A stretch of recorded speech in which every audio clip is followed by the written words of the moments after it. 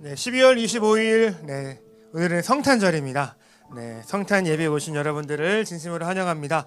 우리 옆사람 앞사람 인사하겠습니다. 메리 크리스마스.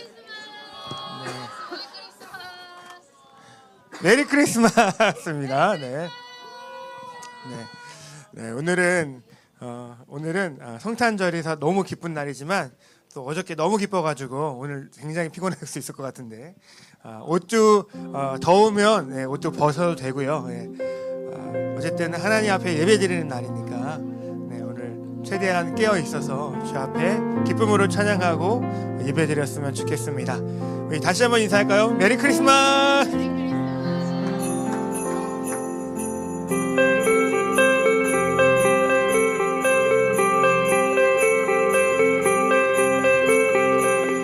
기뻐하며 경배하세 영광의 주 하나님, 주 앞에서 우리 마음 피어나는 꽃 같아 죄와 슬픔 사라지고 의심 구름 거치는 변함없는 기쁨의 주 밝은 빛을 주시네.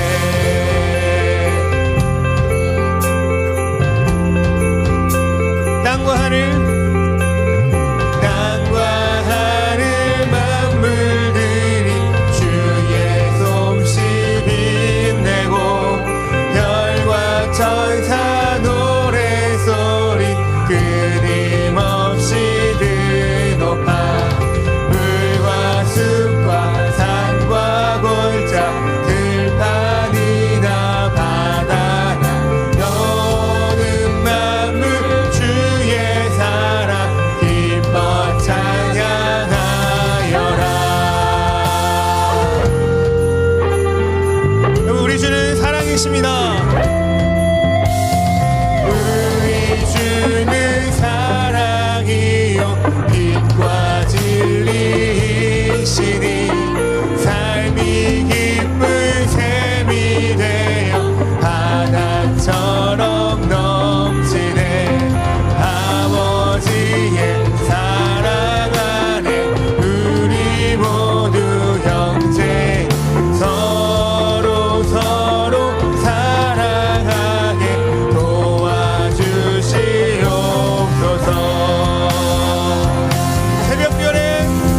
새벽별의 노래 따라 힘찬 찬송 부르니 주의 사랑 주 한밤 되기를 원합니다. 우리 다시 한번 할까요? 새벽별의 노래대요. 새벽별의 노래 따라 힘찬 찬송 부르니 주의 사랑 줄이 되어 한밤 되게 하시네. 노래하며 행진하여 싸움에서 이긴 승전가를 높이 불러 주께 영광 돌리세.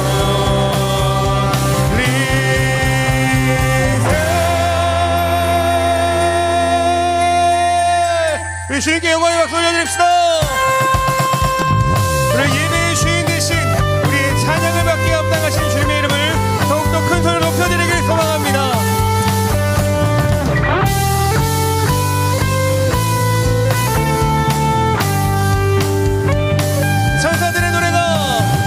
천사들의 노래가 하늘에서 들리니 산과 들이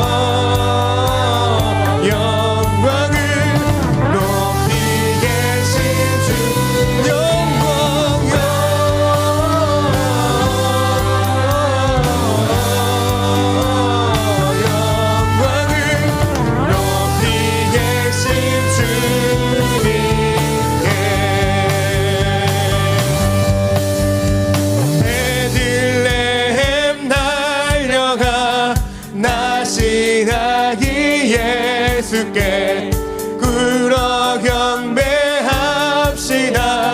탄생하신 구유한 하기께 구유한 하기께 천사 찬송하였다.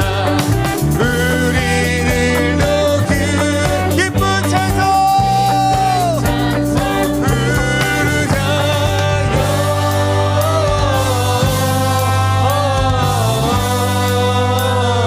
영광을 높이 계신 주 영광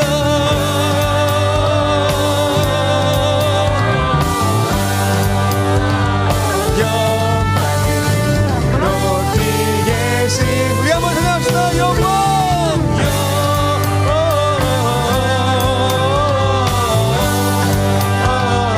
영광을 높이 계신 주 영광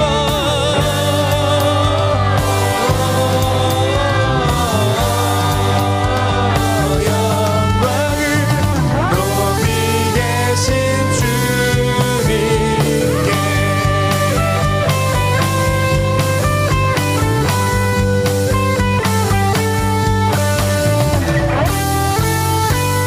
우리의 찬양을 통해서 주님께서는 큰 영광을 받게 되실 것입니다. 아멘. 네, 여러분 자리에 잠깐 일어나시겠습니까? 이제부터 우리 기쁜 마음으로 좀 찬양했으면 좋겠는데요. 여러분 예수님께서 탄생하신 그 자리가 어떤 자리였냐면 모든 사람들이 다 하나 되는 자리였습니다. 그래서 마리아와 요셉과 천사들과 또 목동들과 동방박사들이 다 하나가 되는 그 자리였습니다. 오늘 하나 되는 그 자리가 되었으면 좋겠고 한 목소리로 주님을 찬양했으면 좋겠습니다. 우리 옆 사람 다시 한번 인사할까요? 메리 크리스마스 손잡아주면서 메리 크리스마스.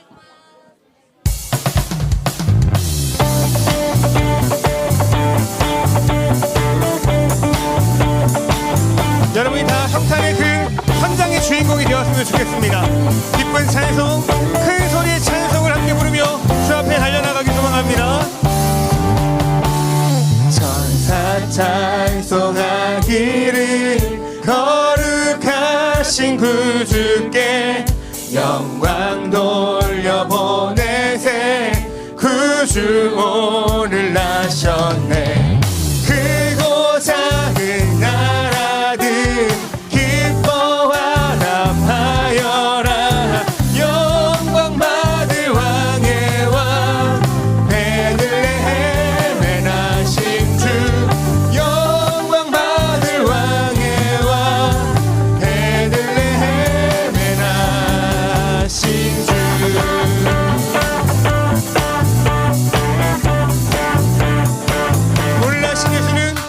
오늘 나신 예수는 하늘에서 내려와 처녀 몸에 나셔서 사람 몸을 입었네. 세상 모든 사람들 영원하신 주님께 영광 돌려보내며 높이 영광 돌려보내며 높이 찬양하여라.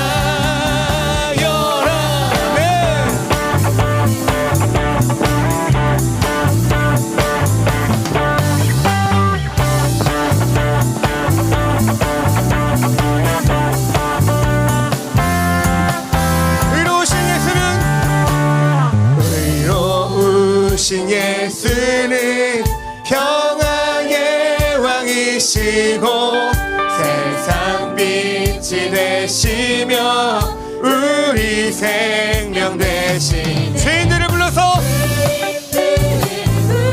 거듭나게 하시고 아멘 영생하게 하시니 왕께 찬양하여라. 영생하게 하시니 왕께 찬양하여라.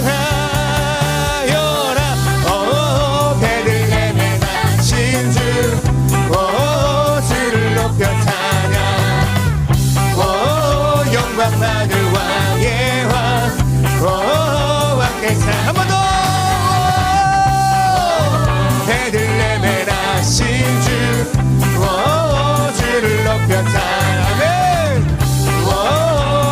많을 왕의 왕. 내 목소리 찬양할까요? 베들레헴에 나신 주 아멘. 주를 높여 찬양.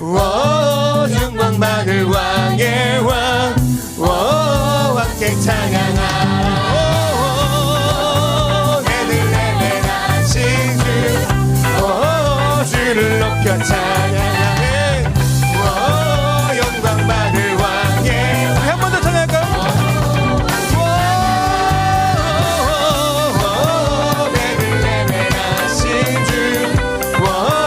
주를 높여 찬양하네. 영광 받을 왕의 왕. 함께 찬양하라.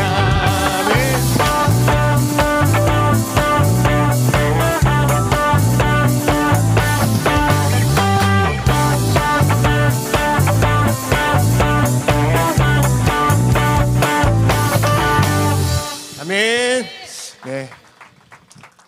영광 받을 왕의 왕, 우리 주님을 더욱더 높여 찬양했으면 좋겠습니다. 예, 다음 찬양은 여러분 좀 몸을 흥겹게 움직이셔야 되는데요. 그루브라고 하는데요. 그루브를 좀 타셔야 됩니다. 저도 잘 못하니까 우리 세비 씨가 자 타주실래요? 하나, 둘, 셋, 넷. 네. 안 되면 저처럼 그냥 옆에 움직이시면 돼요. 자, 이렇게 타시면서 음악 들어가면 돼요. 시작. 하셔야 돼요. 안 하시면 못 쳐요.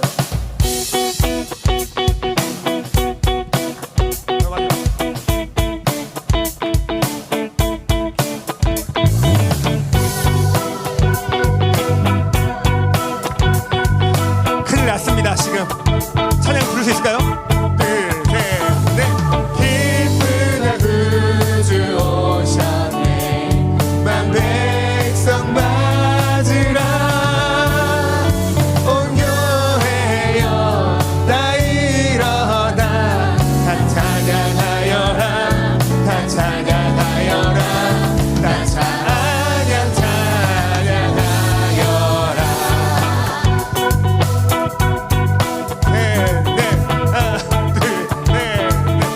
다시 한번 할까요? 기쁘다 구주 오셨네. 기쁘다 구주 오셨네. 만 백성 맞으라. 온 교회여 다 일어나. 다 찬양하여라. 다 찬양하여라. 다 찬양하여라.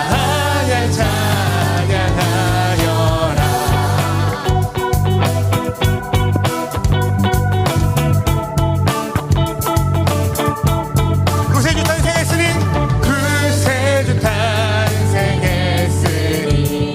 다 찬양하여라. 이 세상의 만물들아 다 화답하여라. 다 화답하여라. 다 화답하여라.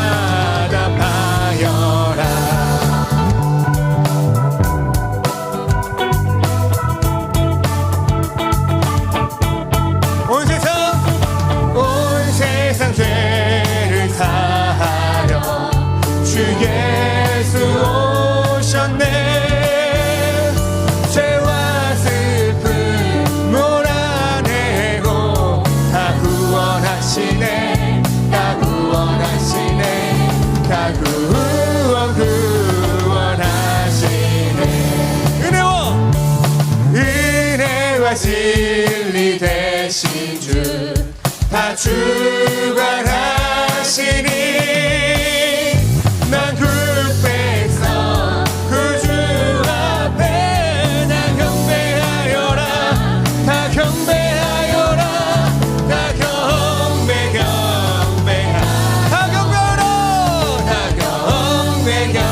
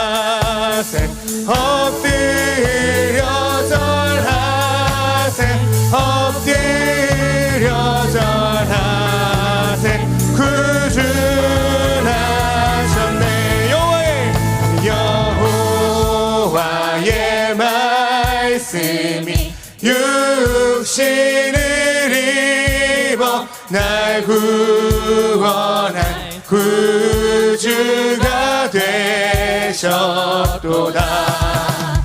내 감사한 찬송 주 앞에 엎드려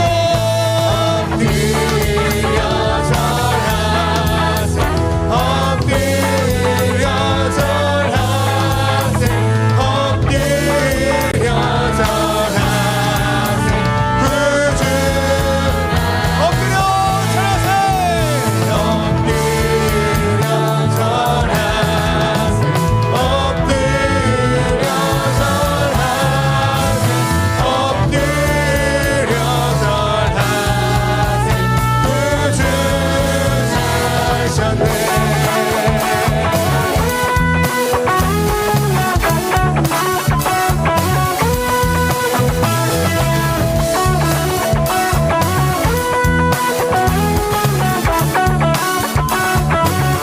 주님께 영광과 영광을 올려드립시다.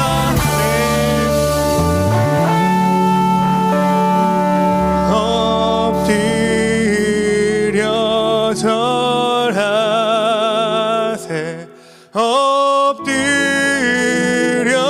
절하세 엎드려 절하세 구주 나셨네. 엎드려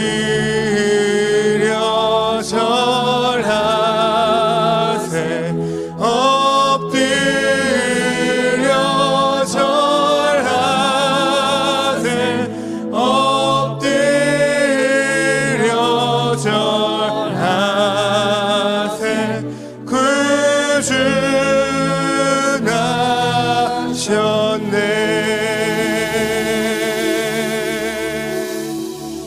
우리를 위하여 이 땅에 오신 예수 그리스도를 더욱더 마음을 다해서 찬양했으면 좋겠습니다.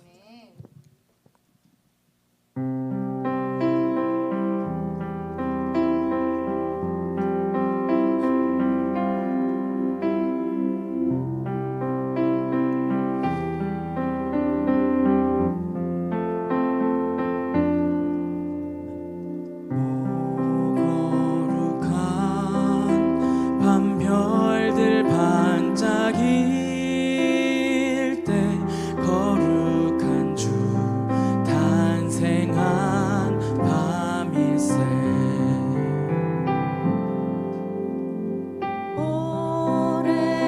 오랫동안 죄악에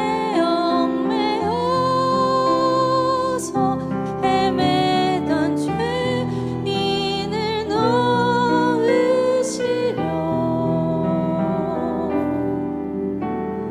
우리를 위해 속죄하시려는 영광의 아침 동이 터온다.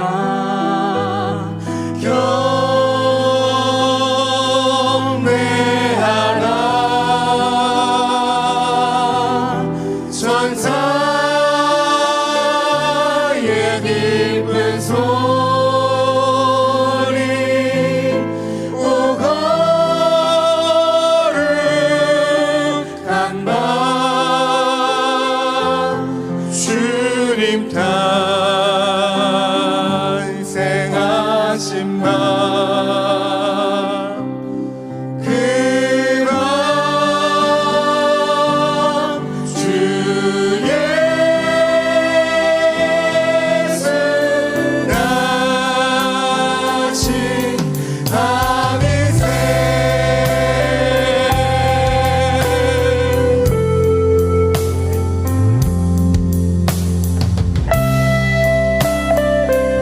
오늘은 거룩한 날인 줄 믿습니다. 함께 찬양합시다. 오 거룩한 밤 오 거룩한 밤별들 반짝일 때 거룩한 주 탄생한 밤일세.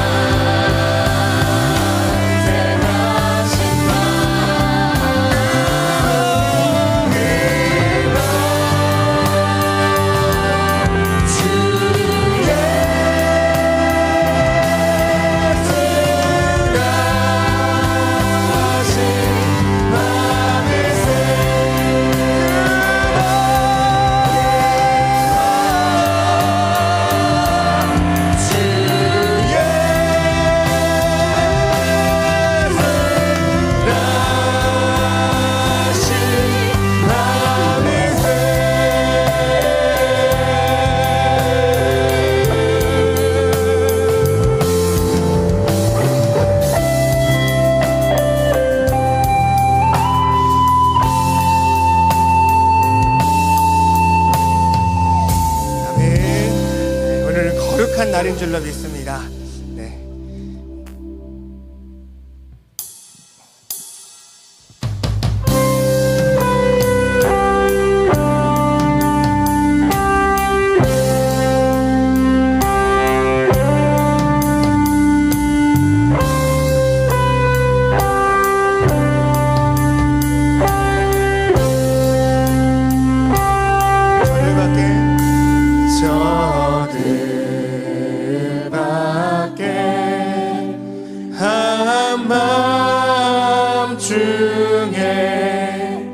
양 틈에 자던 목자들 천사들이 전하여 주 나신 소식 들었네. 노엘로엘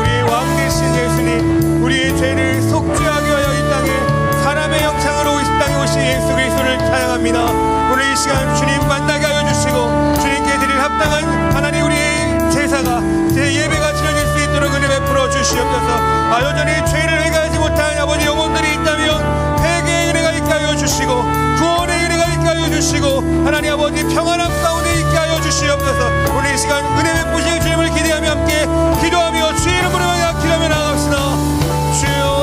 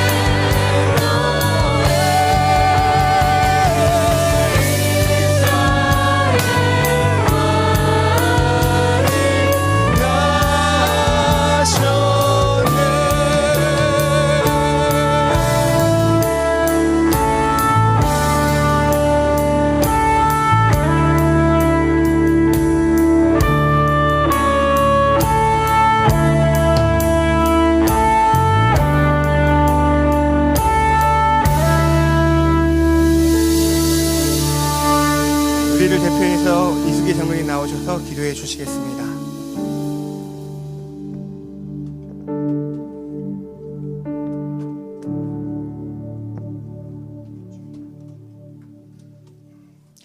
사랑과 은혜가 충만하신 하나님 아버지, 오늘 이 거룩한 성탄의 날에 세대와 세대를 잇는 은혜 가운데 어린아이로부터 부모와 또 할머니에 이르기까지 할아버지에 이르기까지 3대가 함께 모여 아이아 예배로 성탄 예배를 드리게 하시니 모든 감사와 찬양을 주님께 올려드립니다. 작고 보잘것없는 땅 작은 마을 베들레헴의 마구간에 우리를 위하여 낮고 낮은 모습으로 오셔서 우리의 죄를 친히 감당하시기 위해 이 땅에 오신 예수 그리스도의 거룩한 탄생을 기쁨으로 찬양하며 감사드립니다. 말씀이 육신이 되어 우리 가운데 거하시고 어둠 가운데 있던 세상의 참빛으로 오신 주님을 찬송합니다. 주님, 많은 사람들이 예수님의 탄생을 기억하지만 예수님께서 왜 이 땅에 오셨는지를 잊고 살아갈 때가 많음을 고백합니다. 주님께서는 우리의 죄를 대신하여 십자가에 달려 죽으시고 사망의 권세를 이기시고 부활하심으로 오늘도 모든 산자의 구원이 되시며 영원한 소망과 생명이 되어주심을 믿고 감사드립니다. 성령이 간절히 바랐고 원하기는 우리가 성탄의 참된 의미를 잊은 채 주님께 예물과 경배 드리기보다 우리만의 즐거움과 분주함에 빠져 있지 않도록 우리의 마음과 생각을 지켜 주시옵소서. 형식이 아닌 중심으로, 습관이 아닌 전심으로 바르고 거룩한 성탄을 보내게 하여 주시옵소서. 예수님께서 이 땅에 오신 뜻을 깊이 새기며 살아갈 지혜를 우리에게 허락하여 주시옵소서. 이 시간 말씀을 전하시는 한강희 목사님께 성령의 능력과 권능을 더하여 주셔서 혼과 영과 관절과 골수를 찔러 쪼개는 살아있고 운동력 있는 말씀이 선포되게 하여 주시옵소서. 그 말씀을 듣는 모든 성도들의 심령 가운데 임하여 상한 마음은 회복되게 하여 주시고 지친 영혼은 치유되게 하여 주시며 삶의 자리마다 믿음의 승리가 넘쳐나게 하여 주시옵소서. 또한 이 예배를 방해하는 모든 사단과 마귀의 역사는 예수 그리스도의 이름으로 떠나가게 하여 주시옵소서. 졸음이나 분주함이나 다른 생각에 마음을 빼앗기지 않게 하여 주시고 오직 예배를 위하여 마음과 뜻과 몸과 정성과 생명 다하기까지 하나님께 집중하는 거룩한 시간 되게 하여 주시옵소서. 성령님, 이 예배의 처음부터 끝까지 온전히 주장하여 주시기를 간구합니다. 아직 예수님을 알지 못하는 영혼들을 향해 성탄의 참된 의미를 전할 수 있는 기회를 또한 우리에게 허락하여 주시기를 기도합니다. 두려움이 아닌 담대함으로 복음을 전하는 우리가 되게 하여 주시고 이 성탄의 시간이 전도의 시간이 되게 하여 주시며 귀한 영혼의 열매를 맺는 은혜의 시간이 되게 하여 주시옵소서. 특별히 이 예배를 위하여 수고하는 모든 예배위원들과 또 찬양단 위에 하나님께서 큰 은혜와 성령으로 충만하게 하여 주시옵소서. 오직 하나님만 높여드리는 거룩한 예배가 되게 하시고 주님께서 기뻐 받아주시는 거룩하고 은혜로운 성탄 아이야 예배가 되게 하여 주시니 감사합니다. 이 모든 말씀 우리를 권하시고 이 땅에 오신 예수 그리스도의 이름으로 간절히 기도드렸습니다. 아멘.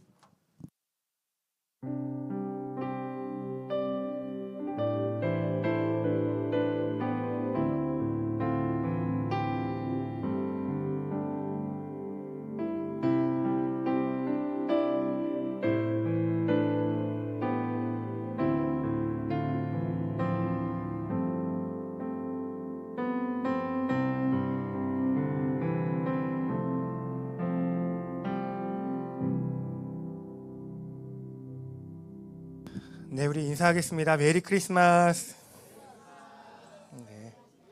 네, 손도 좀 잡아주시고 눈도 마주쳐 주시면서 네, 우리 인사하도록 하겠습니다. 네, 우리 같이 말씀 볼 건데요. 말씀은 마태복음 1장 18절에서 25절까지 말씀입니다. 마태복음 1장 18절부터 25절까지 말씀. 마태복음은 신약성경 첫 책입니다. 그래서 빨간색 편의 첫 번째 책이니까 찾기가 어렵지 않을 겁니다. 네, 요즘에는 핸드폰 들고 다니는데 우리 교회는 핸드폰으로 성경책 보지 않기로 하겠습니다. 네, 핸드폰으로 성경책 보지 마시고 성경책 갖고 다니시고 그렇게 해서 성경책을 직접 펴고 다니시면 좋을 것 같아요. 자, 18절부터 25절까지 말씀인데요. 우리 저와 여러분 한 절씩 교독하겠습니다. 예수 그리스도의 나심은 이러하니라. 그의 어머니 마리아가 요셉과 약혼하고 동거하기 전에 성령으로 잉태된 것이 나타났더니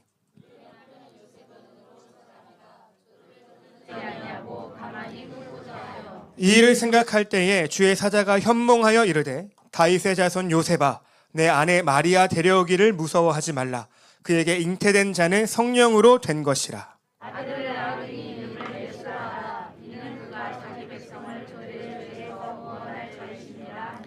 이 모든 일이 된 것은 주께서 선지자로 하신 말씀을 이루려 하심이니 이르시되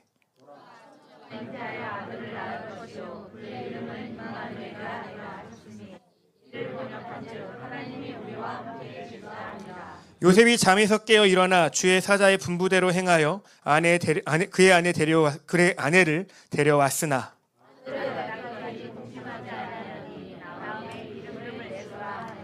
이는 살아계신 하나님의 말씀입니다. 아멘.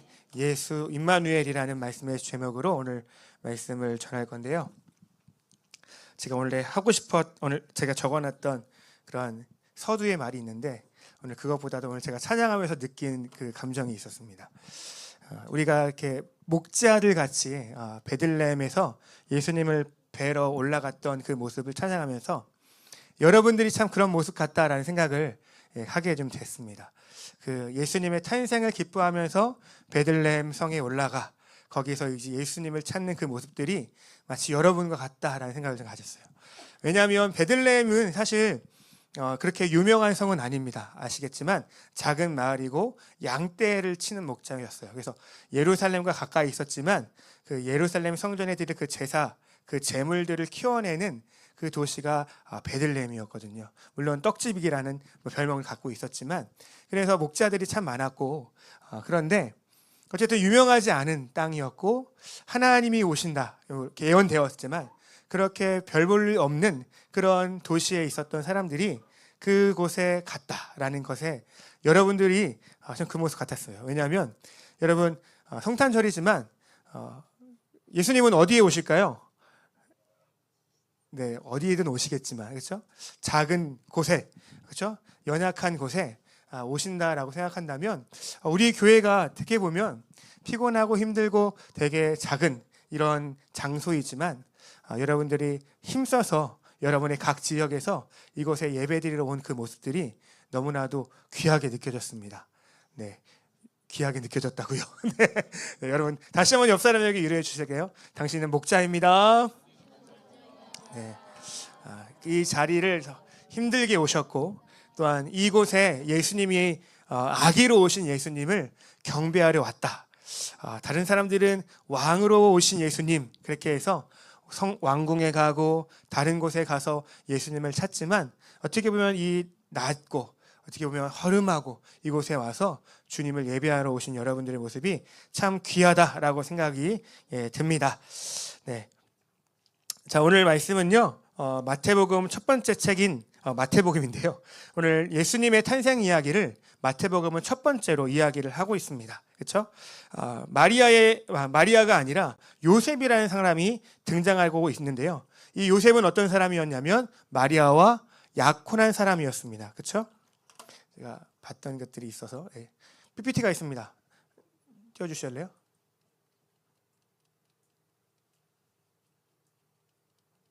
PPT를 제가 안 드렸군요. PPT를 안 드렸어요. 잠시만 제가 양해를 좀 구할 수 있을까요? 네, PPT를 제가 안 드려가지고 이런 일이 있군요. 네. 네. 정말 마음이 어려워질 뻔했네요.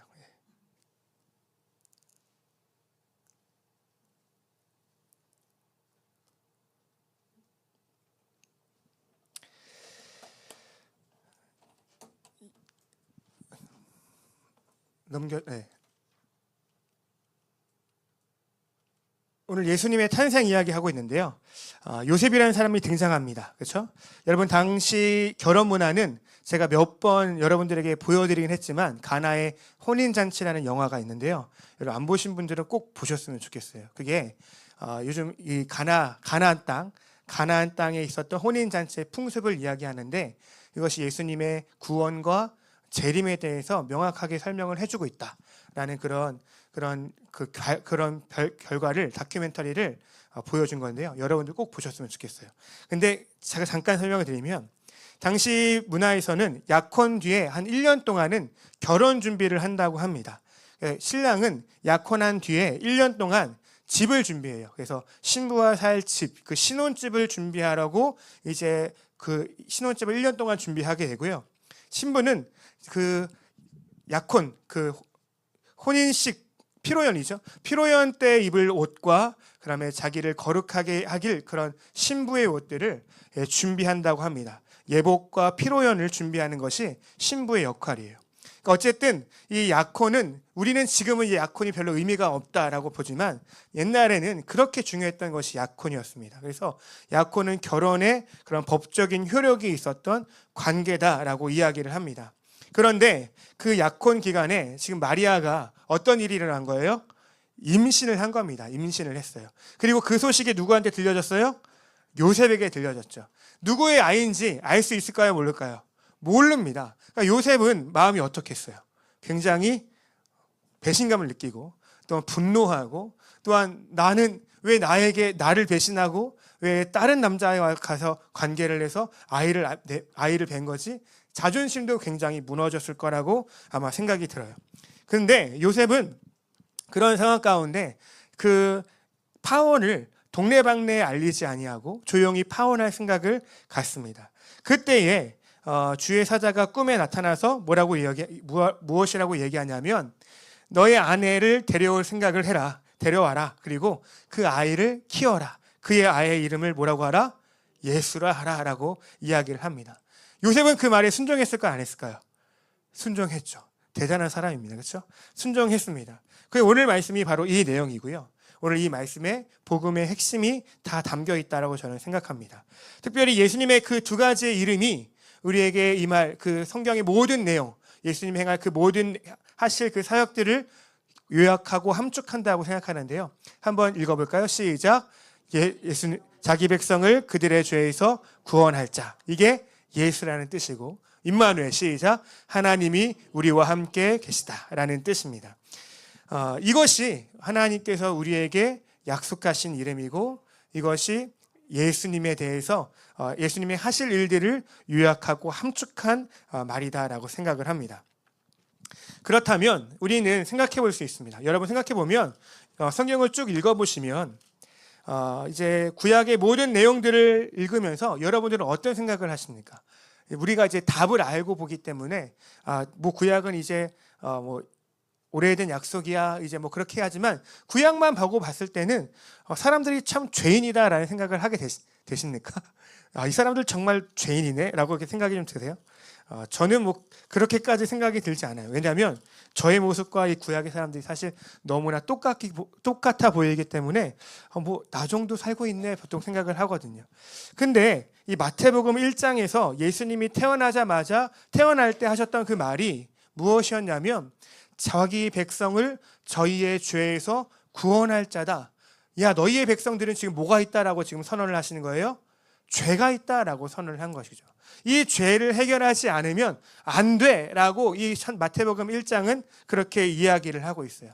그러니까 이 구약은 이 죄가 너무나도 관용하고 이 죄가 해결할 수가 없어서 심판을 받아야 될 그 최악의 상황까지 갔다라는 것을 우리가 알 수 있죠. 그러나 예수님이 아니면 구원자가 아니면 그 죄를 도대체 해결할 수 있는 방법들이 없는 상태까지 이르렀다라는 것을 볼 수 있습니다. 그렇다면 왜 그들은 죄를 지었고 그들의 죄는 도대체 무엇이었는지를 우리가 좀 살펴봤으면 좋겠어요. 이미 다 아시는 분들로 아시겠지만 같이 좀 들어주셨으면 좋겠습니다. 여러분, 성경의 첫 책이자 첫 장이었던 우리 창세기 1장, 2장, 3장은요 인간의 창조에 대해서 설명을 하고 있습니다. 여러분, 처음 인간의 창조는요 선한 것이었어요, 부정한 것이었어요? 선한 것이었습니다. 매우 특별했습니다. 하나님의 형상으로 태어났고 하나님과 교제할 수 있는 존재였습니다. 그들은 죄가 있었을까요, 없었을까요? 죄가 없었습니다. 그렇죠? 따라서 구원받아야 될 필요성이 있었을까요, 없었을까요? 있었을까요, 없었을까요? 없었습니다. 그들은 구원을 받아야 될 필요도, 죄를 구속해야 될 그런 필요성도 없었습니다. 왜냐하면 하나님의 창조는 완벽합니까, 부족합니까? 완벽하기 때문에. 하나님의 창조는 완벽하여서 더 이상 흠도 손도 될 것이 없었기 때문에 그들은 죄도 없었고 구원받아야 될 필요도 없었다라는 것입니다. 다만 그들이 지켜야 될 단 한 가지가 있었는데 그것은 무엇이었죠? 선악과를 먹지 말아라라는 것입니다. 여러분, 선악과는 뭐예요? 선악과는 선악을 판단하는 주체가 바로 너냐 아니면 하나님이냐라는 것을 결정하는 그런 판단 근거가 되는 거예요. 우리가 선악을 판단하는 판단 근거는 오직 누구에게 있어요? 하나님께만 있다라는 거예요. 저는 사실 오늘 예배 드리면서 오늘 어떡하지? 오늘 너무 피곤할 텐데 오늘 어저께 새벽성 3시 반에 끝났다 그러는데 3시 반에 와서 이제 잠을 자고 있었던 우리 애들을 보면서 애들이 오늘 예배 드릴 수 있을까? 깨어 있을 수 있을까? 라는 생각을 들었어요. 와, 예배 망하는 거 아니야? 라고 그런 생각을 했지만 제가 오늘 말씀을 준비하면서 그런 생각했습니다. 이런 내가 애들이 피곤하기 때문에 예배를 안 드려도 돼. 야, 예배 너무 피곤하기 때문에 오늘 예배 다 줄 거야. 줘라도 이 예배가 망한 거야? 라는 그 선악을 도대체 누가 정하는 거죠? 내가 정한다면 제가 누가 되는 거예요? 하나님이 되는 거죠. 저는 여러분이 어떠한 모습을 하셔도 상관이 없습니다. 물론 여러분들도 최선을 다해서 하나님 앞에 나아가야겠지만 여러분의 모습이 굉장히 힘들다 하더라도 여러분의 모습이 예배를 집중하지 못한다 할지라도 여러분들이 이 시간을 굉장히 지루해한다 할지라도 하나님께서는 이 모습들을 뭐라고 여기시는 거예요? 선하다고 여기시는 거예요. 그 하나님의 역사, 하나님의 만군의 하나님의 그 열심을 여러분이 믿고 나아가야 돼요. 그래서 자꾸 야, 이게 맞아, 이게 틀려, 이게 맞아요, 이게 옳아요 라고 얘기를 많이 안 하셔야 됩니다. 여러분들은 그 모든 것들이 하나님께 달려있다. 내가 실패해도 연약해도 이 예배가 갑자기 중간에 끊어져도 여러분들이 갑자기 불이 나서 다 나가야 된다 하고 대피를 해도 이 예배는 하나님께만 의미가 있다라는 거예요. 하나님께서 이 예배를 선하다고 정하셨기 때문에 이 예배는 선하다라고 여러분이 믿으셔야 돼요. 이게 선악과에 담겨진 의미다라는 것입니다. 그러니까 우리의 모습과 우리의 삶과 우리의 모든 관계, 모든 환경이 내가 평가하는 그것이 아니라 하나님이 정하시는 것, 하나님이 그것들을 내가 선하다고 정한 거야. 그러면 그거를 너가 선하다고 믿고 따라와야 돼. 이게 선악과가 담겨있는 의미다라는 것입니다. 그것은 내 삶의 주인, 환경의 주인이 누구다라는 걸 인정하는 거예요. 하나님이 나의 삶의 주인이다. 나는 단지 청직이다라고 고백하는 것. 그것이 바로 선악과가 담겨 있는 의미였어요. 그러니까 여러분 선악과를 먹어 보셨기 때문에 여러분 아시겠지만 선악과 다 먹어 보셨잖아요. 그렇죠? 여기 안 먹어 보신 분이 계신가요? 선악과 안 먹어 보신 분. 그게 뭔데? 여러분 이미 다 먹으셨잖아요. 그렇죠? 선악과를 이미 먹으신 분이시기 때문에 알겠지만 하나님처럼 되고 싶어서 선악과를 먹었지만 여러분 그 선악과 정말 어떤 능력이 있었던 건가요? 여러분 보시면 알겠지만 선악과를 막상 먹어보니까 정말 하나님처럼 되었습니까? 전능하셨어요? 전능하게 되었어요? 전지하게 되었습니까? 무소불위하게 그렇게 왔다 갔다 그렇게 움직일 수 있던가요? 아니죠. 하나님과 같이 되고자 하는 그 마음 때문에 선악과를 먹었지만 우리는 사실 선악과를 먹었지만 하나님처럼 될 수 있는 존재가 아니다라는 것을 여러분이 기억하셔야 돼요. 단지 우리가 변한 것은 단 한 가지죠. 바로 선악을 판단하는 근거를 우리가 누구에게서 찾게 되었다? 나에게서 찾게 되었다라는 것입니다. 가장 대표적으로 그것입니다. 여러분 아담과 하와가 창조되었을 때 그 모습이 어땠어요? 어떤 모습이었어요? 지금처럼 저처럼 옷을 입지 않았던 상황이었죠. 그런데 그들이 선악과를 먹자마자 어떤 생각을 갖게 됐어요? 내 몸이 벗었다라는 것을 인지하기 시작했죠. 그걸 어떻게 생각했어요? 부끄럽다, 수치스럽다. 그래서 그걸 어떻게 했어요? 나뭇잎으로 가리기 시작했습니다. 그렇죠? 아무도 부끄럽다고 가르쳐 주지 않았습니다. 그렇죠? 그런데 스스로 그거를 그렇게 악하다, 안 좋은 거다라고 정하기 시작했다라는 것입니다. 또 하나님을 선악과를 먹기 전에는 하나님과 대면하는 것을 무서워했습니까? 아니면 좋아했겠습니까? 좋아했겠어요. 근데 그들이 선악과를 먹자마자 그들이 벗었음을 부끄러워해서 하나님을 대면하는 것을 두려워하여 어디에 숨었어요? 바위 뒤편에 숨었다라는 것입니다. 그렇죠? 그들은 하나님을 대면하기를 두려워해서 숨기 시작했고 심지어 선악과를 따먹은 그 책임이 내가 아니라 누구에게 있다 그랬어요? 남에게 있다. 심지어 누구에게 있다? 이 여자를 만들어준 누구? 하나님, 당신이 책임이야! 라고 그렇게 이야기를 했다라는 거예요. 그게 뭐라고요? 죄다라는 겁니다. 내가 선악을 스스로 결정하는 주체가 된 것을 우리는 뭐라고 얘기한다고요? 죄인이다라는 거예요. 그러니까 우리 모두는 사실 다 죄인인 겁니다. 하나님의 뜻을 구하여 하는 삶을 살아야겠지만 우리는 너무나 쉽게 너무나도 내 뜻을 주장하고 내 뜻을 내세우고 할 때가 많다라는 것입니다. 그러니까 죄는요, 단순히 나쁜 행동 이런 것을 넘어서 하나님을 내 마음 가운데서 밀어내고 내 삶의 주인 된 것, 그것이 죄다라는 거예요. 내 마음에 하나님을 밀어내고 내 삶 가운데 내 생각과 내 판단이 주인이 된 상태를 죄다라고 이야기하는 거예요. 여러분 이거 반드시 잘 기억하셔야 돼요. 그래서 나쁜 행동을 가지고 죄인이라고 하는 게 아니에요.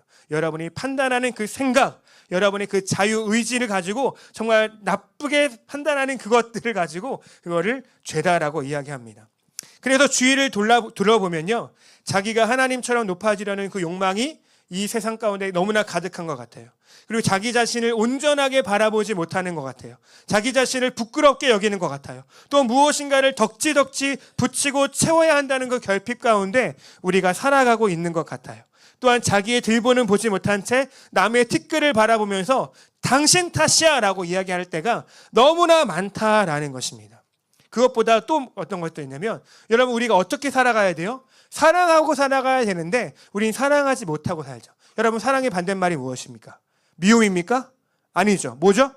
무관심이죠. 우리가 세상 사람들에 대해서 얼마나 무관심한지를 여러분이 생각해 보세요. 그것이 뭐라는 거예요? 우리가 죄인된 삶을 살아가는 모습이다라는 거예요. 내가 세상 사람들에 대해서 얼마나 관심이 없고 무시하고 그들에게 관심 없게 행동하는가. 내가 교회 안에서도 그런데 내가 가족에게서도 그런데 얼마나 내가 이웃을 그렇게 생각할 수밖에 없는가. 나는 얼마나 죄인인가 라는 것을 여러분들이 기억하셔야 한다라는 겁니다. 그래서 우리의 삶이 어때요? 행복하지가 않는다라고 합니다. 행복하지 않으시죠? 행복하십니까? 행복하시면 좋겠습니다. 그렇죠? 예수님 때문에 행복했으면 좋겠지만 세상 사람들은 행복하지 않을 거예요. 제가 최근에 한 심리학자가 행복하지 않은 이유에 대해서 이야기를 하는 걸 보았는데 그게 정말 죄를 설명하는 딱 그 근거다라는 것을 저는 알겠더라고요. 심리학자가 우리가 행복하지 않은 이유는 이런 거예요 라고 얘기했는데, 그게 그 사람은 예수님을 믿지 않는 것 같아요. 그게 죄다라고 이야기하는데, 그거 이야기하는 것 같은데 그는 그렇게 이야기하지 않아요. 여러분, 행복하지 않은 이유가 뭐냐면요, 사람이 행복하지 않은 이유는 그분의 딱 말대로 얘기할게요. 해석의 왜곡에서 옵니다 라고 이야기해요. 해석의 왜곡. 그렇죠? 다시 한번 읽어요. 사람의 불행은 어디서 온다고요? 해석의 왜곡 때문에 온다라는 겁니다. 가령 하은이가 저한테 목사님 식사 맛있게 하세요 라고 얘기하면 무슨 생각이 들어요? 밥 맛있게 먹어야지 라는 생각이 들어요. 그렇죠? 근데 불행한 사람은 그걸 어떻게 해석하냐면, 하은이 갑자기 나한테 왜 밥 먹으라고 그러지? 나 배부른데? 관심도 없구나. 그 밥 맛있게 먹지, 맛없게 먹나? 라고 이렇게 막 해석하게 시작하게 되면 제 삶이 어떻게 된다고요? 불행해진다고요. 행복하지 않는다라는 것입니다. 또 세비 씨가 저한테 목사님 반갑습니다 라고 얘기하면 반가운가 보다 하면 되는데, 갑자기 왜 세비 씨 나한테 왜 인사 저렇게 하지? 왜 이렇게 예의 바르지 않지? 라고 막 생각하기 시작하면, 왜곡하기 시작하면 어떻게 되는 거예요? 누가 불행한 거예요? 내가 불행하다라는 것입니다. 이처럼 있는 그대로를 보지 못하고 그것들을 내가 왜곡되게 해석하게 되면요, 누가 불행하다고요? 내가 불행하다, 내가 행복하지 않다. 그것이 뭐라고요? 죄다라는 거예요. 해석을 왜곡하는 것, 그것이 바로 죄된 모습이다. 있는 그대로의 모습이 아니라 내 식대로, 내 필터를 사용해서 선과 악을 스스로 결정하는 것, 그것이 바로 죄다라는 것입니다. 그러니까 하나님을 사랑하지 못하는 이유가 뭐예요? 여러분, 왜 세상 사람들이 하나님을 사랑하지 않을까요? 그것들은 다 하나님의 말씀을 내 식대로 해석하기 때문에 그렇죠. 하나님 말씀은 좋은데, 좋은 거 알아. 그런데 내 자신을 헌신해야 된다고, 예수님을 믿어야 된다고, 그거는 내가 못 믿겠다. 그건 못 믿겠어. 해석을 왜곡하는 거죠. 여러분, 왜 우리가 서로를 사랑하지 못합니까? 상대방을 왜곡하기 때문에 그렇습니다. 있는 그대로를 받아들이지 못하기 때문에 그렇습니다. 기억하셔야 돼요. 인간의 문제는 예전이나 오늘이나 그리고 앞으로도 영원히 그럴 겁니다. 무엇 때문에 인간의 문제는 가장 큰 문제가 될까요? 죄 때문에 그런 거예요. 해석의 왜곡. 하나님을 하나님으로, 이웃을 이웃으로 바라보지 못하는 것 때문에 사랑을 할 수 없는 존재, 그것이 우리가 갖고 있는 가장 큰 문제다라는 것입니다. 여러분, 이 왜곡된 마음, 상한 마음을 우리가 어떻게 치유할 수 있을까요? 사람은 무엇인가를 할 수 있을까요? 아무것도 할 수가 없다라고 성경은 기록하고 있습니다. 심지어 죽음으로도 그것들을 해결할 수가 없어요. 여러분, 제 육체는요, 죽으면 어디로 갈까요? 땅으로 가겠죠. 그렇죠? 흙으로 갈 것입니다. 그러나 우리의 저는요, 제 육체만 있습니까? 아니죠. 영과 혼과 육이 있습니다. 제 육체는 땅에 없어질지라도 뭐는 남는 거예요? 영과 혼은 남는 거예요. 그러면 내 죄는 육을 안고 죽었지만 내 죄는 아직도 무엇과 붙어 있을 거예요? 영혼과 붙어 있겠죠. 그렇죠? 내 영은 죄를 떠안고 계속 살아가게 될 것입니다. 성경은 뭐라고 얘기하냐면, 죄된 영은요, 사단과 귀신에게 예비된 그 불못에 영원히 살게 될 것이라고 기록하고 있습니다. 그렇기 때문에 여러분들은 내가 죄인이야, 내가 잘못했어 라는 그 생각 때문에 자살하면 절대로 안 돼요. 왜냐하면 자살했다고 그것들이, 내 죄가 해결되어지지 않기 때문에 그렇습니다. 해결되어지지 않아요. 내가 자살한다고 해서 그 죄의 문제가 해결되지 않고, 영혼은 그 죄의 문제를 갖고 있기 때문에 그 영혼이 영원을 살아갈 때 그 죄의 문제를 갖고 영원히 살아갈 거기 때문에 자살한다고 해결하지 않습니다. 그러니까 자살하면 안 돼요. 그럼 정말 자살하시면 안 됩니다. 아무것도 인간은 그 죄의 문제를 해결할 수가 없다라는 것입니다. 그런데 여기가, 인간이 아무것도 해결할 수 없다라고 말하는 이 여기가 바로 복음에 가장 있는 이유가 된다라고 저는 믿습니다. 인간은 죄를 이길 수 있는 방법은 없지만 하나님께는 있기 때문에 그런 것입니다. 여러분, 하나님의 방법은 어떤 방법이었어요? 누구를 보내신 것이었습니까? 예수님을 보내시는 것이었습니다. 예수님의 이름의 뜻이 무엇이라고요? 시작. 자기 백성을 그들의 죄에서 구원할 자라고 말합니다. 여러분, 우리의 죄는 오직 누구만 해결할 수 있습니까? 예수님만 해결할 수가 있습니다. 그러니까 여러분이 뭘 해야 돼요? 회개하고 예수를 믿어야 됩니다. 그것밖에 여러분의 죄를 해결할 수 있는 방법은 그것밖에 없다라는 것입니다. 그래서 그것이 여러분에게 복음이 된다라는 것입니다. 여러분, 창세기 3장은요 우리가 원시복음에 대한 이야기를 담고 있다고 여러분 알고 계실 겁니다. 여러분, 하나님은요 그 범죄한 아담과 하와를 위해서 무엇을 하시냐면 가죽옷을 입히십니다. 그렇죠? 가죽옷을 입히세요. 가죽옷이죠. 여러분, 이 가죽옷을 입혔다라는 것은 무엇을 의미하겠어요? 여러분, 그 당시에 누군가가 죽지 않았을 것만, 아무것도 죽지 않았을 거예요. 아무것도 살해당하지 않았을 겁니다. 그런데 여러분, 가죽옷을 하나님이 입히셨다라는 것은 무엇을 의미해요? 하나님이 무엇을 했다라는 거예요? 누군가를, 어떤 존재를, 동물을 어떻게 했다라는 거예요? 죽이고, 그리고 그 가죽옷으로 그 아담과 하와의 수치를 어떻게 했다라는 거예요? 가렸다라는 거예요. 여러분, 이 세상의 첫 살인자는 가인이지만 첫 살해 행위를 한 건 누구예요? 하나님이십니다. 왜 살해 행위를 하셨을까요? 그 만군의 하나님, 의로우신 하나님이 왜 동물을 죽일 수밖에 없었을까요? 인간의 죄를 대속하기 위해, 가려주기 위해서입니다. 여러분, 하나님이 살인이라는 그런 오명을 입지 않으면 인간은 도대체 방법이 없다라는 것을 지금 복음서는 우리에게 보여주고 있다라는 거예요. 그리고 그 존재가 누구다라는 거예요. 그리고 그 너희의 죄를 이제 온전히 담당해야 될 자가 이제 나타날 건데 그 자가 누구다? 여인의 후손이다라고 하나님은 창세기 3장에서 이야기를 하고 있습니다.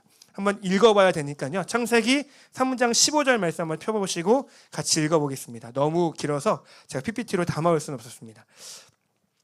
창세기 3장 15절, 마태복음이 신약의 첫 책이처럼 창세기는 성경의 첫 책입니다. 시작.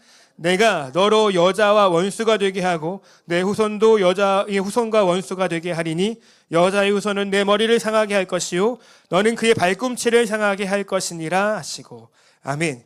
여러분, 하나님께서는요 어쨌든 이 아담과 하와의 죄를 가리워 주시고 단지 가리워 주는 것을 더 넘어서 너희의 죄를 이제 영원히 도말해 버리겠다라는 그 예언을 이제 여자의 후손을 보내주시겠다라는 약속을 통해서 우리에게 주셨다라는 것입니다.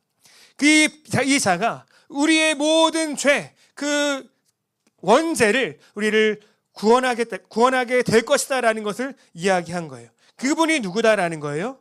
예수님. 오늘 마태복음 1장에 나오는 존재, 바로 그분이 여자의 후손으로 오시는 그분이 누구라는 거예요? 예수님. 그래서 마리아가 예수님이 누구의 후손으로 오는 거예요? 여자. 요셉의 후손으로 오시는 것이 아니다라는 거예요. 여자의 후손, 마리아의 후손으로 오는 예수를 통해서 이 예수가 인류를 구원할 거다라고 말을 하시는 것입니다. 그 여자의 후손은요, 하나님은 죄의 원흉인 그 사단을 멸하기 위해서 여자의 후손을 보내실 것이고 여자의 후손은 그 죄의 원흉인 사단의 머리를 상하게 할 것이라고 말씀하고 있습니다. 반면에 여자의 후손은 그것 때문에 어디가 상하게 될 거라고 얘기해요? 발꿈치가 상하게 될 것이라고 이야기합니다. 다 아시는 내용이시죠?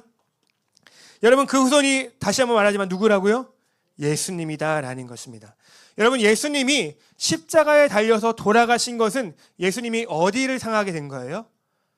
어디를 상하게 된 것일까요? 발꿈치를 상하게 된 상황입니다. 그러나 예수님이 죽으시고 부활하심으로 이제 나타나셔서 이제 모든 죄를 이기셨다라는 것은 누구의 머리를 밟은 거예요? 사단의 머리를 밟은 것이다라는 거예요. 오늘 이 책은요, 마태복음과 이 창세기 그리고 성경의 전체 내용은 다 이 이야기를 계속 반복하고 있다라는 것을 여러분이 기억하셨으면 좋겠습니다. 그래서 우리는 예수님 때문에 우리의 죄가 사라지고 정죄함은 없고 우리는 어떻게 되는 거예요? 의로워진 백성이 될 수 있다라고 사도 바울은 그렇게 이야기를 하고 있습니다. 한번 같이 읽어볼까요? 시작.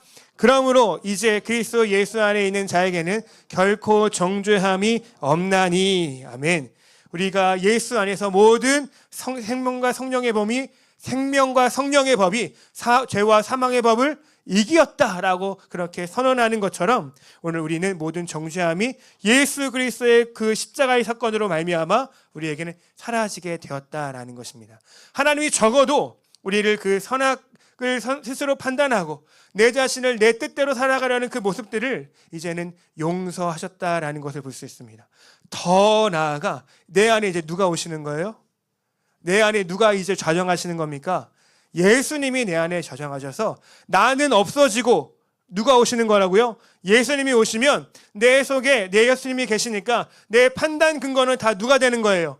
예수님이 되기 때문에 내가 선악간에 판단하는 그 모든 것이 누구의 뜻대로? 하나님의 뜻대로, 예수님의 뜻대로 된다라는 거예요. 그것이 우리가 살아가야 될 진짜 모습, 의로운 모습, 아담과 하와의 그 정말 처음의 그 모습 그대로 살아가는 모습이다라는 거예요. 그러니까 여러분들은 항상 무엇을 간구하셔야 돼요? 성령의 충만과 하나님의 마음을 늘 구해야 됩니다. 아니, 내 뜻대로가 아니라 하나님의 뜻대로, 내 말이 아니라 예수님의 말, 내 생각이 아니라 하나님의 생각을 주십시오라고 그렇게 날마다 기도하며 나아가는 저와 여러분이 되었으면 좋겠습니다. 그렇게 살아가는 것이 우리가 살아가야 될 모습이다라는 것입니다. 그러면 우리가 어떻게 예수님을 우리의 구주로 믿을 수 있겠습니까? 어떻게 우리가 예수님을 내 마음 가운데 초청할 수 있겠어요? 바로 로마서 10장이 이렇게 이야기를 하고 있습니다. 같이 한번 읽어보겠습니다. 여러분 정말로 큰 소리로 읽어주셨으면 좋겠어요. 시작. 내가 만일 내 입으로 예수를 주로 시인하며 또 하나님께서 그를 죽은 자 가운데서 살리신 것을 내 마음에 믿으면 구원을 얻으리니. 아멘. 그래서 여러분이 입으로 고백하고 마음으로 믿어서 주로 고백하고 마음으로 신앙해서 의에 이른다라는 이 말씀이 여러분 가운데 임하여서 예수님을 진정 주로 고백하는 은혜가 있기를 소망합니다. 예수님을 구원의 주인으로 모셔야 우리는 진정 구원을 받게 된다라는 거예요. 오늘 여러분들이 다 죄를 돌이키고 죄를 이기신 예수님을 주인으로 모시기를 소망합니다. 다시 한번 인사할까요? 예수님을 주로 모십시다. 네, 여러분은 청직이에요, 그렇죠? 자, 오늘 마태는 한 가지의 이름을 더 강조하는데요, 바로 임마누엘입니다. 임마누엘. 22절과 23절 말씀인데요, 오늘 읽었기 때문에 오늘 안 보겠습니다. 이 뜻이 뭐라고요? 하나님이 우리와 함께 계신다라는 뜻입니다. 여러분, 이 말씀은 이사야 선지자를 통해서 인용한 말인데요, 이 말이 이사야 선지자 때도 마찬가지고 바로 그때 이 마태복음에 있었던 그 시대와도 굉장히 비슷하다라는 것을 볼 수가 있습니다. 여러분, 예수님이 태어날 그 성탄의 시대는 정말 참으로 암울한 시대였습니다. 이스라엘은 어느 나라의 지배를 받고 있었죠? 로마라는 나라의 지배를 받고 있었습니다. 그리고 나라를 빼앗겨버린 상황이었어요. 그리고 왕은 어떤 왕이었습니까? 헤롯 왕이었죠. 헤롯은 유대인이 아니었어요. 다른 이방, 유대인이 아닌 다른 나라 사람이 유대 민족을 다스린다라고 생각한다는 것은 유대인들에게는 굉장히 유대인들에게는 율법에도 맞지 않고 그 다음에 자기들의 그런 자존심도 굉장히 상하는 일이었습니다. 더군다나 하나님의 말씀은 400년 동안 전해지지가 않았다라는 거예요. 그 누구도 그 하나님의 영을 받아서 대언하는 말을 하지 않았다라는 것입니다. 종교 지도자들은 이 성전에서 자기의 이익을 챙기기에 굉장히 바빴다라는 거예요. 여러분, 이런 상황이었어요. 나라는 빼앗기고 왕은 자기 민족도 아니고 율법을 지키지 않는 그 왕이었고, 그 다음에 하나님의 말씀은 전해지지 않고 종교는 타락해 있는 것 같은 이런 상황 가운데 있었던 그 시대를 우리는 암울하다라고 이야기를 할 수가 있습니다. 빛을 잃었다, 죽었다라고 이야기를 할 수가 있습니다. 분명히 사람들은 그렇게 이야기했을 거예요. 하나님은 도대체 어디 계시냐? 우리를 불쌍히 여길 그 메시아는 도대체 언제쯤 오시냐라는 그런 간구가 그들 가운데, 백성들 가운데 분명히 있었을 거예요. 저는 이 상황을 묵상하면서 성경에 똑같은 상황이 있었다라는 것을 깨닫게 됐습니다. 이 장면은요, 출애굽하기 전 이스라엘 백성들이 가졌던 상황과 매우 똑같다라는 것입니다. 여러분, 이 이스라엘 백성들, 출애굽하기 전 이스라엘 백성들은 그들의 신분이 뭐였습니까? 노예였습니다. 노예였어요. 나라를 잃어버리고 또한 그 왕은 자기 민족의 왕이 아니었죠. 누가 왕이었습니까? 바로 왕이 왕이었으니까 자기와 정체성이 다르고 자기와 신앙이 다르고 자기와 삶이 다른, 자기를 정말 얽매일 그런 사람들을 왕으로 모시고 살았다라는 것을 이스라엘 백성들이 그렇게 살아가고 있었다라는 것입니다. 그리고 결정적으로 하나님이 그들에게 말씀하시지를 않았다라는 것이죠. 몇 년 동안? 400년 동안이죠. 400년 동안 하나님의 말씀은 그들에게도 들리지가 않았다라는 것입니다. 그러니까 그들이 어떠한 외침을 가졌어요. 우리 조상 아브라함과 이삭과 야곱과 함께 있던 그 하나님은 도대체 어디에 계시냐? 왜 우리의 고역을 모른 채 하느냐? 우리를 왜 여기에 이렇게 그냥 두시는가라는 그런 한탄 섞인 그 외침이 이스라엘 백성 가운데 있었다라고 출애굽기는 그렇게 기록하고 있지 않습니까? 그 절망스럽고 암울할 때 하나님은 그들을 구원하시려고 하나님은 모세를 보내셨고요. 또한 그들과 함께 있음을 나타내기 위해서 하나님이 그들에게 무엇을 만들라고 했습니까? 무엇을 만들라고 했죠? 모르십니까? 바로 성막입니다. 성막이 있으면 하나님이 그 다음에 뭐라고 얘기해요? 내가 너희와 영원히 함께 하겠다라는 그 약속을 그들에게 주시고자 성막을 만들게 했어요. 그리고 예수님은 그 성막을 만드시고, 하나님은 그 성막을 만드시고 그 위에 구름으로 좌정하셨다라는 것을 출애굽기를 보면 다 나와 있습니다. 여러분, 왜 성막을 만들고 구름으로 하나님은 그들 가운데 임재하셨습니까?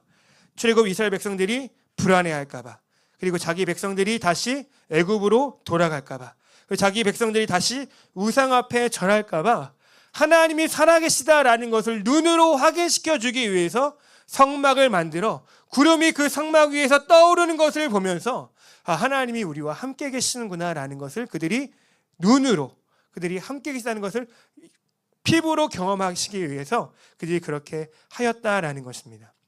정말로 하나님은요, 정말 여러 가지 모습으로 그들과 함께 계심을 증명하셨습니다. 성막으로, 불기둥으로, 만나로, 물로, 전쟁에서 승리하심으로, 또한 치유하심으로 하나님이 그들과 함께 계시다라는 것을 너무나 많이 증거하셨다라는 것입니다. 그리고 이제 하나님은요, 더욱더 분명하고 선명하고 더 이상 완벽하게 설명할 수 있는, 더 이상 어떤 방법도 없는 방법으로 우리에게 하나님이 우리와 함께 하신다는 그 이야기를 하시는 거예요. 그것이 무엇이라는 겁니까? 예수님. 육신을 입고 오신 그 예수님을 통해서 우리와 함께 하신다라는 것을 하나님은 보여주셨다라는 것입니다. 하나님의 나라를 잃어버린 우리에게, 진짜 왕을 잃어버린 우리에게, 오랫동안 하나님의 말씀을 듣지 못했던 우리에게, 그리고 죄로 인해서 행복을 잃어버렸던 바로 우리에게 하나님이 존재하시고 하나님이 너를 구원하시길 원하고 하나님이 너와 함께 하시기를 원한다라는 그 표로서 완벽한 표징으로서 우리에게 무엇을 보내셨다라는 거예요? 예수님을 보내셨다라는 것입니다. 여러분, 이거 할렐루야 아니겠습니까? 할렐루야죠, 그렇죠? 하나님이 나와 같은 모습으로, 나와 같은 존재로 함께 계시다라는 것은 하나님이 우리와 영원히 함께 계시고자 한다라는 것을 보여주는 표다라는 것입니다. 여러분, 이것을 여러분이 믿으셨으면 좋겠습니다. 하나님은 우리와 언제나 영원히 함께 하시는 분이시다라는 것입니다. 성탄은 그래서 날짜의 문제가 아니라 주인이 바뀌는 사건이다라는 것을 기억했으면 좋겠습니다. 나의 주인은 나인가 하나님인가, 그리고 내가 죄가 시키는 대로 살아갈 것인가, 아니면 사단이 기뻐하게 하는 대로 살아갈 것인가를 늘 우리의 마음 가운데 정말 분별하여 지켜나갈 수 있는 저희가 되었으면 좋겠습니다. 여러분, 나의 뜻 같은 건 없어요. 제가 아까 전에 이게 말씀드렸지만 나의 뜻은 없어요. 왜냐하면 인간은 창조될 때부터 하나님을 주인으로 모시게 창조되었기 때문에 그래요. 자기가 주인이 될 수 있는 그런 시스템을 갖고 태어나는 게 아니에요. 인간은 항상 2인자로 살아갈 수밖에 없습니다. 하나님 2인자로 살아갈 것인가, 아니면 죄의 2인자로 살아갈 것인가. 선악과를 따먹어서 내가 하나님처럼 되고자 했지만 결국 누구의 2인자가 된 거예요? 죄의 2인자가 된 거예요. 인간은 그런 거예요. 그냥 내가 하나님이 되겠다라는 그 마음 자체를 가지면 안 돼요. 우리는 늘 어떤 영향을 받고 살아간다라는 것입니다. 그것이 하나님이 인간을 창조한 원리예요. 하나님처럼 되고 싶어서 선악과를 먹었지만 죄의 종이 되었던 아담과 하와를 꼭 기억하셨으면 좋겠습니다. 그러니까 이 성탄절 날에 우리는 우리의 주인을 다시 한번 정할 수 있기를 소망합니다. 우리의 주인은 오직 예수님 뿐이시다라는 겁니다. 저는요, 사실 오늘 이 설교는 여기까지 끝났지만 제가 설교를 2편을 정리했습니다.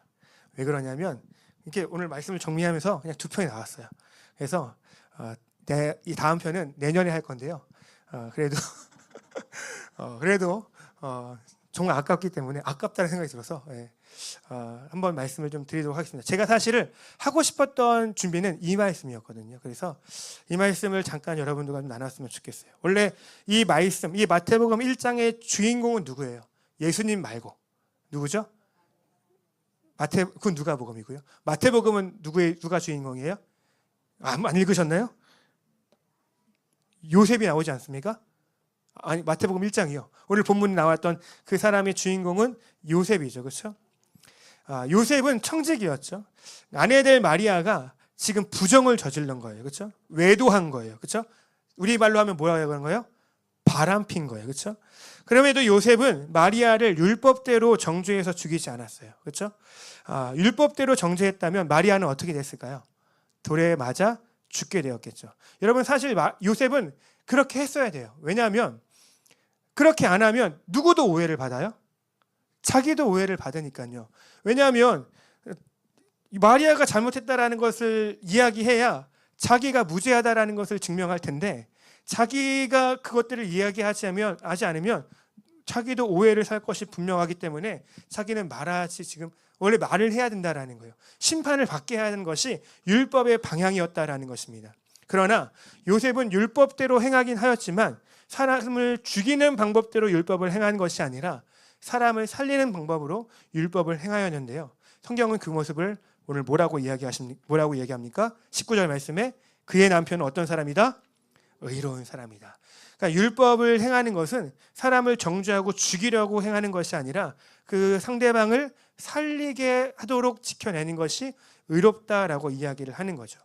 그래서 그 요셉 덕분에 마리아는 예수님을 잉태하고 출산까지 할 수 있었다라는 것입니다. 선악을 판단하는 주체가 요셉에게 있어서 누구였다라는 거예요? 하나님이죠. 그렇죠? 하나님이 하지 마. 그러면 안 하는 거예요. 그런데 내 생각대로 이거 율법대로 판단하면 이거 무조건 돌 맞는 건데요? 라고 자기가 판단하기 시작하면 어떻게 되는 거예요? 그 하나님의 역사를 이뤄낼 수가 없다라는 것입니다. 여러분, 사실 요셉을 생각해 보면 그렇습니다. 마리아의 임신 소식이 얼마나 좌절했을까요? 얼마나 실망했을까요? 그리고 얼마나 자존심이 상했을까요? 그렇죠? 얼마나 분노했을까요? 그럼에도 불구하고 요셉은 자기 자식이 아니에요. 물론 천사가 그렇게 얘기했지만 만약에 저라도 천사가 그렇게 얘기해도 늘 반신반의했을 거예요. 왜냐하면 그게 납득이 되지 않잖아요. 지금도 납득이 되지 않는데 그 당시에 요셉이 납득이 됐겠냐고요. 지금도 어떻게 여자가 아기가 성령으로 잉태할 수 있느냐, 이게 지금도 믿음을 갖고 있는 저도 반신반의할 정도인데 요셉은 그거를 어떻게 믿겠냐라는 거예요. 자기가 본 환상이, 그 꿈이, 현몽함이 이게 무슨 개꿈이 아니었을까를 자꾸 그렇게 되돌아보지 않았겠냐라는 거예요. 그럼에도 불구하고 요셉은 자기 자식이 아닌 그 예수, 여자의 후손으로 오신 그 예수를 아끼고 보호하고 후원했다라는 것을 볼 수 있습니다. 그러니까 그것을 보면서 이 요셉은 정말로 예수님의 오실 길을 예비했던 사람이다라는 생각을 갖게 되었어요. 침례 요한만 예수님의 오실 길을 예비한 게 아니라 이 요셉이야말로 예수님의 탄생 자체를 예비했던 사람이 아니었을까라는 생각을 하게 됐습니다. 그러니까 요셉은 주님의 오실 길을 예비했을 뿐 아니라 가정의 온전함도 회복하게 되었죠. 여러분, 그 가정이 깨어지지 않았다라는 거예요. 왜요? 깨어질 수밖에 없는 사건이 분명히 일어났습니다. 그렇죠? 분명히 외도했다라고 충분히 의심할 만한 그런 상황이 있었음에도 불구하고, 그리고 정말 용서받지 못할 죄를 저질렀다라는 것이 분명하게 나타났음에도 불구하고 그 요셉은 그녀를 어떻게 했다고요? 살렸다라는 것입니다. 그것이 오늘 요셉이 했던 의로운 행위였다라는 것입니다. 오늘 그 모셉은, 그 요셉의 행위는 주님의 오실 길을 예비했을 뿐 아니라 어느 것도 살린 거예요? 그의 가정도 살렸어요. 그 가정을 살렸다라는 것을 저는 여기서 너무나도 큰 은혜를 받게 되었습니다. 그 이유가 무엇이었습니까? 하나님의 말씀을 하나님의 말씀대로 자기의 선악관으로 판단하지 아니하고 하나님의 말씀대로 들었던 그 믿음에 있었다라는 것입니다. 여러분들에게도 그러한 믿음이, 여러분의 가정에게도 그러한 믿음이 있기를 소망합니다. 우리 교회가, 우리 성도들이 하나님의 말씀을 잘 듣고 잘 지켜서 영혼을 살리고 가정을 살렸으면 좋겠습니다. 그리고 이 세상 가운데 정말 예수 그리스도의 이름을 힘껏 증거하며 살아가는 여러분이 되었으면 좋겠습니다. 다시 한번 역사 인사할까요? 예수님은 우리의 죄를 구원하신 분이십니다. 다시 한번 할까요? 예수님은 우리와 함께 하시는 분이십니다. 네, 아멘. 네. 이 시간에 잠깐 좀 기도하도록 하겠습니다. 네. 늘 복음을 우리가 듣고 자주 접하지만 우리의 그 생각과 우리의 선악관의 판단을 우리가 하지 않는 것은 굉장히 어려운 일입니다. 하나님, 오늘 이 시간 다시 한번 우리가 결단합니다.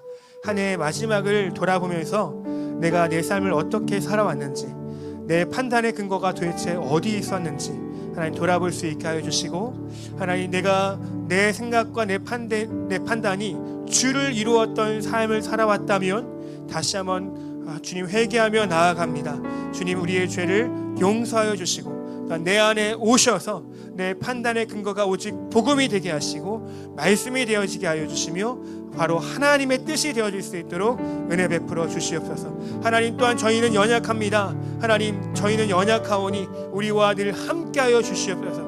인간의 몸으로 오신 그 예수님을 생각하고 바라보면서 우리와 늘 함께 하시겠다고 약속하신 그 약속을 잊지 않고 살아갈 수 있는 저희들이 되어질 수 있도록 은혜 베풀어 주시옵소서.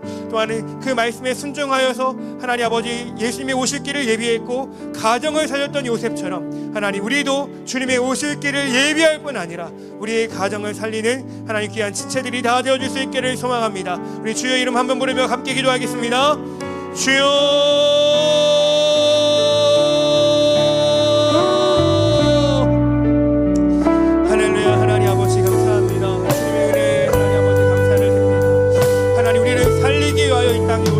기다립니다.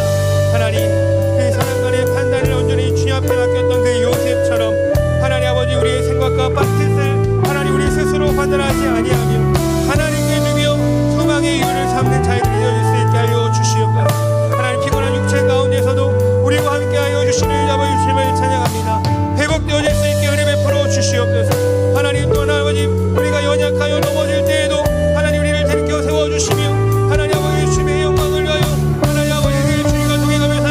저희들 되어질 수 있기를 원합니다.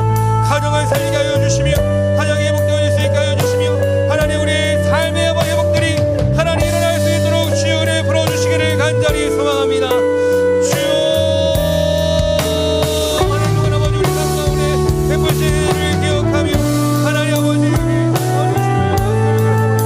하나님 아버지, 우리 삶을 돌아보게 하여 주시옵소서. 아버지,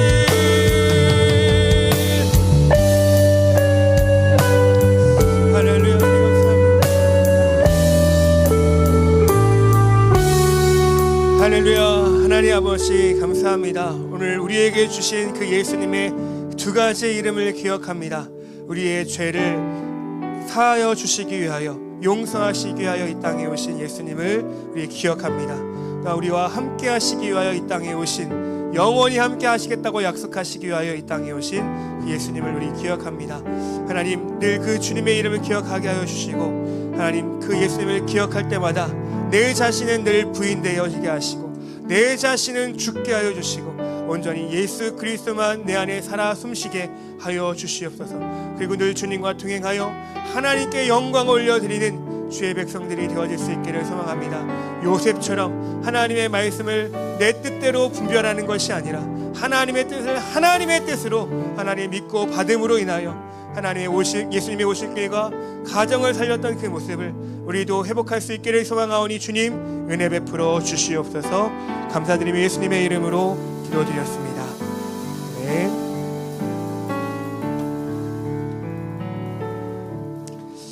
아멘. 네, 우리 마지막 찬양 드리기 전에요. 네, 마지막 찬양 드리도록 하겠습니다. 네, 어저께 새벽송을 돌았는데요. 정말 많은 성도분들이 맛있는 간식들을 너무나 많이 주셔가지고 지금 저 사무실에 그 과자가 한 보따리 정도 쌓여 있습니다. 그래서 여러분들 가시기 전에 간식 다 준비했습니다. 그래서 어른들은 성탄이 없으면 안 되겠죠, 그렇죠? 어른들도 아이 같잖아요, 그렇죠? 저도 제 마음에 아이가 있습니다. 그래서 그 선물 받으면 좋거든요. 그래서 어른들도 장년들도 선물 한 개씩 다 받아가시면 되겠고요. 그 간식 가지고 아름답게 이렇게 함께 교제할 수 있게 되었습니다. 너무나 감사합니다. 섬겨주신 분들께 감사합니다. 감사합니다. 마지막 찬양 드리겠습니다.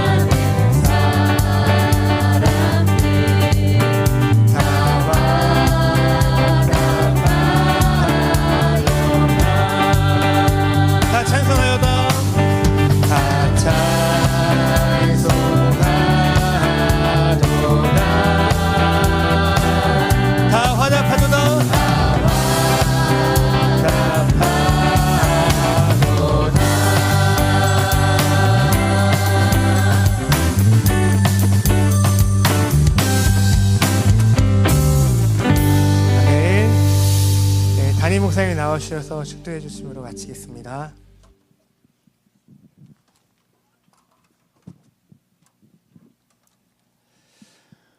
성탄의 기쁨을 함께 나누는 우리 모든 성도들에게, 또 가정에, 또 사랑하는 자녀들에게, 기업에, 삶의 모든 영역 속에 우리 주 예수 그리스도로 말미암아 기뻐하고 찬송하고 영광 올려드리는 은혜가 있게 하여 주옵소서.